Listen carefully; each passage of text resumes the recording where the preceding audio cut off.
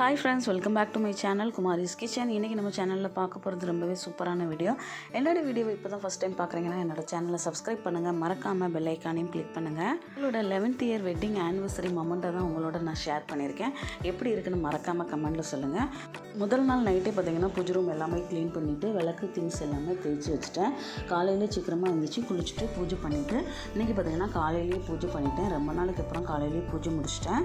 அதுக்கப்புறம் கேக்கும் பார்த்திங்கன்னா நைட்டே பேக் பண்ணி வச்சுட்டேன். அப்புறம் காலையில் பண்ண முடியாது, அதனால் நைட்டே பேக் பண்ணி வச்சு பசங்க எல்லோரும் ஸ்கூலுக்கு போனதுக்கப்புறம் மத்தியானம் லஞ்சு முடிச்சுட்டு ஈவினிங் டின்னருக்கு ரெடி பண்ண ஸ்டார்ட் பண்ணியாச்சு.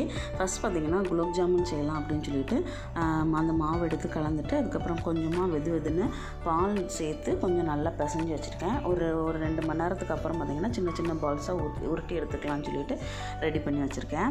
அதுக்கப்புறம் பார்த்திங்கன்னா அடுத்ததாக நான் ரெடி பண்ண போகிற ரெசிபி பார்த்திங்கன்னா ப்ரெட் அல்வா. ப்ரெட் அல்வாவுக்கு பார்த்திங்கன்னா நான் கோதுமை ப்ரெட்டு தான் வாங்கியிருக்கேன். கோதுமை ப்ரெட்டு வாங்கிட்டு நல்லா கட் பண்ணி எடுத்துக்கலாம்னு சொல்லிட்டு ஃபஸ்ட்டு நான் எல்லா ப்ரெட்டையும் எடுத்து வச்சுட்டேன். ஒரு பாக்கெட் ப்ரெட்டுமே நான் ப்ரெட் அல்வா பண்ணிட்டேன். ஒரு ப்ரெட்டு பாக்கெட்டை எடுத்துகிட்டு ஃபுல்லாகவே பார்த்திங்கன்னா அந்த மாதிரி 4 பீஸாக கட் பண்ணி எடுத்துக்கிட்டேன். இந்த கட் பண்ண பீஸை இப்போ தனியாக எடுத்து வச்சுக்கலாம். அதுக்கடுத்தா தான் ஒரு வடைச்சட்டி வச்சு நம்ம அதில் கொஞ்சமாக நெய் சேர்த்துக்கலாம். நெய்யில் தான் பார்த்திங்கன்னா ப்ரெட் எல்லாமே நல்லாவே பொரிச்சு எடுத்துக்கணும். நம்ம நிறைய நெய் சேர்த்து கூட நம்ம ப்ரெட்டை பொரிச்சு எடுத்துக்கலாம். ஃபஸ்ட்டு கொஞ்சமாக நெய் விட்டுட்டு அதில் நான் முந்திரி பருப்பும் திராட்சையும் நல்லா வதக்கி எடுத்துக்குவேன். நல்லா பொரிஞ்சதுக்கப்புறமா, அதாவது நல்லா உப்பி வந்ததுக்கப்புறமா இதை எடுத்து நான் தனியாக ஒரு பிளேட்டில் எடுத்து வச்சுக்குவேன்.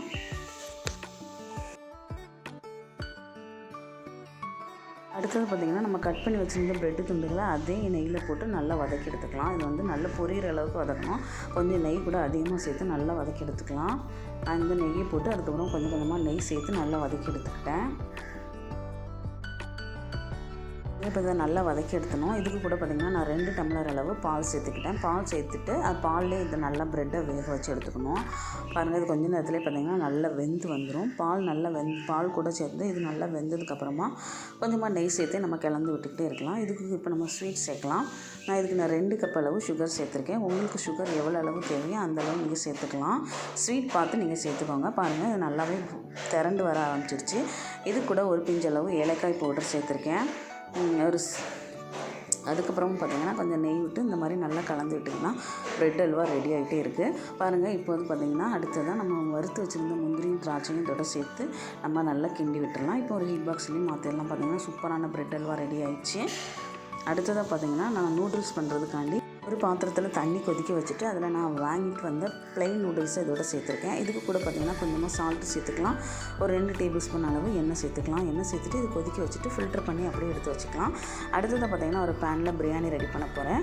பிரியாணிக்கு ஒரு பேன் வச்சுட்டு அதில் ஒரு 2 கரண்டி அளவு நெய் சேர்த்துருக்கேன். அதுக்கப்புறமா கொஞ்சமாக எண்ணெயும் சேர்த்துருக்கேன். சேர்த்துட்டு நெய்யும் நல்லா சூடானதும் பிரியாணி இலை, சோம்பு, ஏலக்காய், கிராம்பு, நட்சத்திர சோம்பு இதெல்லாம் போட்டு நல்லா பொரிய விட்டுடலாம். கொஞ்சமாக நல்லா பொரிஞ்சதுக்கப்புறமா நம்ம ஸ்லைஸ் பண்ணி வச்சுருந்தேன். நான் ஒரு 1/4 கிலோ அளவு வெங்காயம் ஸ்லைஸ் பண்ணி வச்சுருந்தேன். அதை இதோட சேர்த்துக்கலாம். சேர்த்து நல்லா வதக்கி எடுத்துக்கலாம். நல்லா வதக்குனதுக்கப்புறமா இதுக்கு கூட பார்த்திங்கன்னா தக்காளி, பச்சை மிளகாய் இதையும் சேர்த்து வதக்கிக்கலாம். அதுக்கப்புறமா கொஞ்சமாக இஞ்சி பூண்டு சேர்த்துக்கலாம். அதையும் நல்லா பச்சை வாசனை போகிற அளவுக்கு வதக்கிட்டு கொத்தமல்லி இலை, புதினா இலை சேர்த்து நல்லா வதக்கி எடுத்துக்கலாம். அதுக்கப்புறமா நமக்கு தேவையான அளவு கொஞ்சமாக தயிர் சேர்த்துக்கலாம். தயிர் சேர்த்து பிரியாணிக்கு தேவையான மசாலா எல்லாமே இதோட சேர்த்துக்கலாம். மிளகாய் தூள், கொத்தமல்லி பொடி, அப்புறம் பிரியாணி மசாலா இது எல்லாமே சேர்த்துட்டு மஞ்சள் தூள் இதெல்லாமே சேர்த்துட்டு நம்ம பிரியாணிக்கு தேவையான அளவு கறி இதோட சேர்த்துக்கலாம். நான் பார்த்திங்கன்னா 1 கிலோ கறி அளவு இதில் சேர்த்துருக்கேன். சேர்த்துட்டு இதை நல்லா கலந்து விட்டுட்டு அதுக்கப்புறம் இதுக்கு தேவையான அளவு தண்ணி சேர்த்து இதை நல்லா கொதிக்க வச்சதுக்கப்புறம் பார்த்திங்கன்னா நம்ம க்ளீன் பண்ணி வச்சுருந்த பிரியாணி ரைஸை போட்டு நம்ம வேக வச்சு எடுத்துக்கலாம். இது பார்த்திங்கன்னா 20 மினிட்ஸ்லேயே பிரியாணி ரெடி ஆயிரும். அதுக்கப்புறம் பார்த்திங்கன்னா இந்த மாதிரி சின்ன சின்ன பால்ஸை குலோப் ஜாமுனுக்கு உருட்டி வச்சுருந்தேன். அதையும் பார்த்திங்கன்னா இந்த மாதிரி ஒரு சட்டியில் நெய் ஊற்றி நெய்யில் பொரிச்சு எடுத்துக்கலாம். எண்ணெயில் கூட பொரிச்சு எடுத்துக்கலாம். நான் இன்றைக்கி பார்த்திங்கன்னா நெய்யில் தான் பொரிச்சு எடுத்துருக்கேன். இது வந்து நல்லா டார்க் ப்ரௌன் ஆகிறதையும் நல்லா பொரிச்சு எடுத்துக்கலாம். இல்லைன்னா லைட் ப்ரௌனில் கூட பொரிச்சு எடுத்துக்கலாம். அது வந்து நம்ம குலோப் ஜாமுனோட கலரை பொறுத்து அவ்வளோ அழகாக இருக்கும். நான் வந்து லைட்டாகவே பொரிச்சு எடுத்துகிட்டு இதை தனியாக எடுத்து வச்சுக்குவேன். பாத்திரத்தில் பார்த்திங்கன்னா தனியாக சீனி பாகும் ரெடி பண்ணி வச்சுருக்கேன். ஏதாவது ஒன்று தான் சூடாக இருக்கணும். இப்போ இது சூடாக இருக்குது. அந்த சீனி பாகு மட்டும் நான் ஆற வச்சு வச்சுருக்கேன். இப்போ ஆற வச்சதில் இப்போ இதை எல்லாமே அதோட சேர்த்துக்கலாம். சேர்த்துட்டு ஒரு 4 ஹவர்ஸ் அப்படியே ரெஸ்ட்டில் விட்டோன்னு பார்த்திங்கன்னா இந்த குலோப் ஜாமுன் நல்லாவே உப்பி வந்துடும். பார்க்கவும் ரொம்பவே அழகாக இருக்கும். டேஸ்ட் பார்த்திங்கன்னா வேறு லெவலில் இருக்கும். இவ்வளோ தான் பார்த்தீங்கன்னா வீடியோவே எடுத்தேன். அதுக்கு மேலே நான் வீடியோ எடுக்கல. அதுக்கப்புறம் ஈவினிங்கே ஆயிடுச்சு. ஈவினிங் ஆனால் ட்ரெஸ் எல்லாமே விளக்கணும் வச்சு கும்பிட்டாச்சு. கும்பிட்டுட்டு நானும் என் ஹஸ்பண்டும் பார்த்திங்கன்னா இந்த ட்ரெஸ் தான் வேர் பண்ணியிருந்தோம். அதுக்கப்புறம் பசங்களும் ஸ்கூல் விட்டு வந்துட்டாங்க. அவங்களுக்கும் ட்ரெஸ் எல்லாம் எடுத்து கொடுத்தாச்சு. இன்றைக்கி என்னெல்லாம் ரெடி பண்ணியிருக்கேன்னு வாங்க பார்க்கலாம். கேக் கட்டிங் பார்த்திங்கன்னா மாடியில் வச்சு தான் ரெடி பண்ண போகிறோம். அதனால் மாடிக்கு எல்லாமே எடுத்து ஷிஃப்ட் பண்ணியாச்சு. ஃபஸ்ட் பார்த்திங்கன்னா டேங்க் ஜூஸ், மேங்கோ ஜூஸ் தான் ரெடி பண்ணியிருந்தோம். அது ஃபஸ்ட் பார்த்திங்கன்னா எல்லா டம்ளர்லேயும் நான் ஊற்றிட்டுருக்கேன்.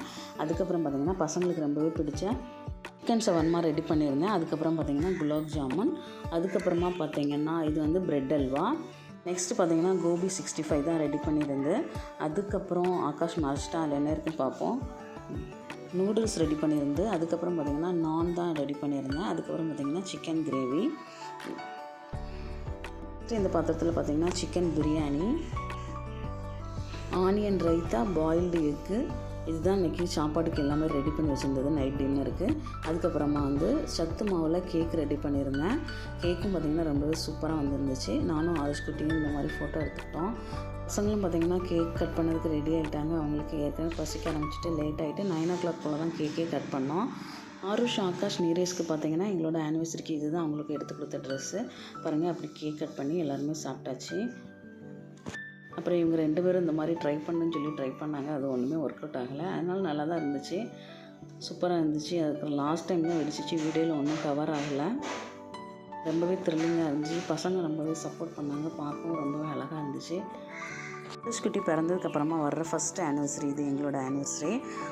ஆகாஷ் பிறந்து 10 வருஷத்துக்கு அப்புறம் பார்த்திங்கன்னா அந்த ஆருஷ் குட்டி எனக்கு கடவுள் கொடுத்தது. எனக்கு ரொம்ப சந்தோஷமான நாள்னு சொல்லலாம் எனக்கு. அதனால தான் பார்த்திங்கன்னா எனக்கு இந்த ஆனிவர்சரி ரொம்பவே ஸ்பெஷலான ஆனிவர்சரி, மறக்க முடியாத நாளும் கூட எனக்கு ரொம்பவே. இன்றைக்கி ரெடி பண்ண டின்னர் எல்லாமே பார்த்திங்கன்னா ஒரு 10லேருந்து 12 பேர் சாப்பிட்ற மாதிரி இருக்கும். அதுக்கப்புறமா பார்த்திங்கன்னா நாங்கள் எல்லோரும் சாப்பிட கிளம்பிட்டோம். கேக்லாம் கட் பண்ணி முடிச்சதுக்கப்புறம் தான் பவித்ரா வந்தோம். அதுக்கப்புறம் பார்த்திங்கன்னா எல்லோரும் சேர்ந்து சாப்பிட ஆரம்பிச்சிட்டோம். சாப்பிட்டுட்டு அப்படி எப்போது கீழே இறங்கி இருந்துச்சு. கொஞ்சம் ஸ்டில்ஸும் எடுத்தோம். ஃபோட்டோவும் ரொம்ப நல்லா தான் இருந்துச்சு. ஆனிவர்சரிக்கு பார்த்திங்கன்னா பசங்களுக்கு பிடிச்ச மாதிரி ரெடி பண்ணலான்னு சொல்லிட்டு தான் வீட்டில் எல்லாமே ரெடி பண்ணேன். எப்படி இருக்குன்னு மறக்காமல் கமெண்ட்டில் சொல்லுங்கள். எங்களோட ஃபோட்டோஸும் எப்படி இருக்குன்னு கமெண்ட்டில் சொல்லுங்கள். எங்களோட வீடியோ பிடிச்சிருந்தா லைக் பண்ணுங்கள், ஷேர் பண்ணுங்கள். தேங்க்ஸ் ஃபார் வாட்சிங்.